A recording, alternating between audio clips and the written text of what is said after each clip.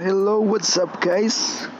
Nandito naman po ako, nagbabalik na ngayon, New BMBYT. Huwag niyo kalimutan guys mag-subscribe. So ituturo ko sa inyo guys kung paano gumawa ng Facebook avatar, yung uso ngayon sa Facebook. So parang ganito guys, ganyan yung uso ngayon sa Facebook.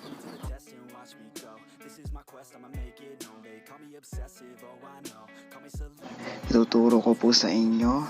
Una, open nyo po yung Play Store kung wala pa po kayong Facebook application. So, kailangan nyo po muna Facebook application. So, i-download nyo lang po ito or i-update nyo po. Ayan.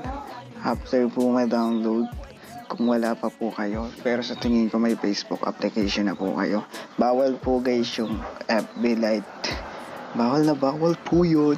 So, ang next po, mag-login na po. Open nyo po yung Facebook application. Setting. Ito po.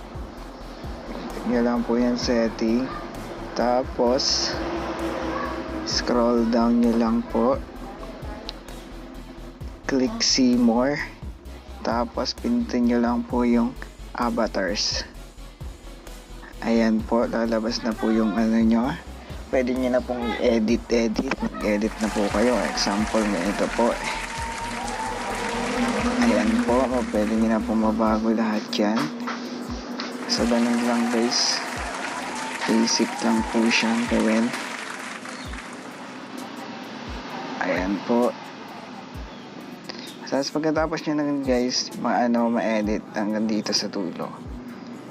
Pwede na pong pindutin nyo lang yung done. Tapos meron na po kayong Facebook avatar. Ayan.